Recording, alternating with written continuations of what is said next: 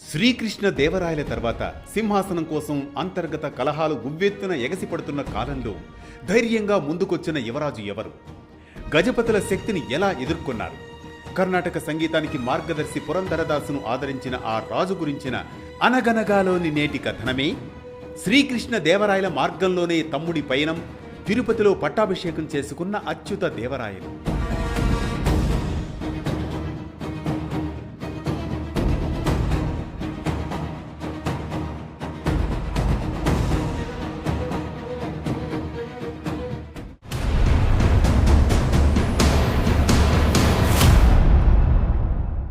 అనగనగా అది విజయనగర సామ్రాజ్యం స్వర్ణయుగంగా కీర్తించబడిన సమయం. శ్రీకృష్ణ దేవరాయల మరణానంతరం రాజ్యం శోకంలో ఉంది. రాజసభలో నిశ్శబ్దం కాదు, అనిశ్చితి. అటువంటి కాలంలో శ్రీకృష్ణ దేవరాయల సోదరుడైన అచ్యుతరాయలు సామాన్య శక సంవత్సరం 1530 నుండి 1542 వరకు విజయనగర సామ్రాజ్యాన్ని పాలించడానికి తిరుపతిలో పట్టాభిషేకం జరుపుకొని సింహాసనాన్ని అధిరోహించాడు అచ్యుతరాయలు. ఆయన పాలన కాలంలో అంతర్గత కలహాలు, సాళువ నరసింహరాయల తిరుగుబాటు, సేనాధిపతుల మధ్య పోటీ వంటి సమస్యలు ఎదురైనా తన బావమరుదులైన చిన్న తిరుమల, పెద్ద తిరుమల సహాయంతో తిరుగుబాట్లను పూర్తిగా అణచివేశాడు. రాజుబలం కేవలం సైన్యం మాత్రమే కాదు, సరైన సమయంలో సరైన వారిని నమ్మగలగడం.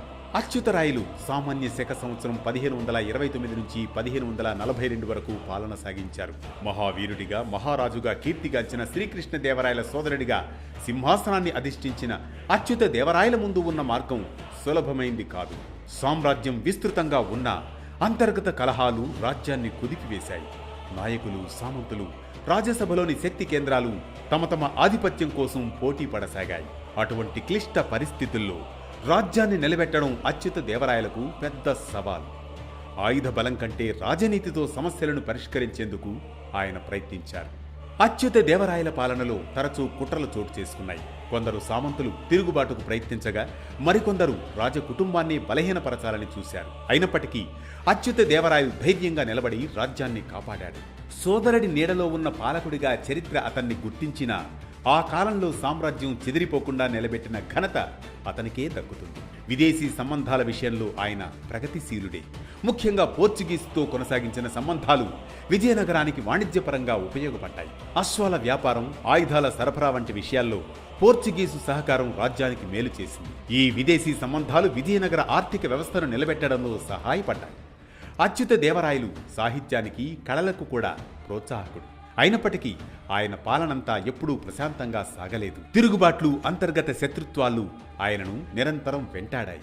అయినా సరే సామ్రాజ్యం పూర్తిగా కూలిపోకుండా ఒక దశాబ్దానికి పైగా నిలబడిందంటే అది అచ్యుత దేవరాయల రాజకీయ నైపుణ్యానికి నిదర్శనం. చరిత్రలో అచ్యుత దేవరాయలు మహావిజేతగా కాకపోయినా సంక్షోభాల మధ్య విజయనగరాన్ని నిలబెట్టిన పాలకుడిగా గుర్తుండిపోతాడు. అతని పాలన విజయనగర సామ్రాజ్యానికి తుపాను ముందు వచ్చిన నిశ్శబ్దం లాంటిది. చారిత్రకంగా చూస్తే అచ్యుత దేవరాయలు గజపతులపై విజయం సాధించిన రాజుగా కూడా ప్రసిద్ధుడు. రాధా మాధవకవి రచించిన తారకాభ్యుదయం గ్రంథంలో ఈ విజయాలు ప్రస్తావించబడ్డాయి. సాంస్కృతికంగా కూడా అచ్యుత దేవరాయలు ముఖ్యులు. కర్ణాటక సంగీత పితామహులు పురంధరదాసు ఆయన ఆస్థానాన్ని దర్శించారు. ఇది అచ్యుతరాయల కాలంలో సంగీతం, భక్తి, కళల ఆదరణకు సాక్ష్యం. విజయనగర స్వర్ణయుగానంతరం వచ్చిన కలతల కాలంలో రాజ్యాన్ని నిలబెట్టే బాధ్యతను తన భుజాలపై మోసిన రాజు అచ్యుతరాయలు. ఇది శ్రీకృష్ణ దేవరాయల మార్గంలోనే తమ్ముడి పయనం, తిరుపతిలో పట్టాభిషేకం చేసుకున్న అచ్యుత దేవరాయలు.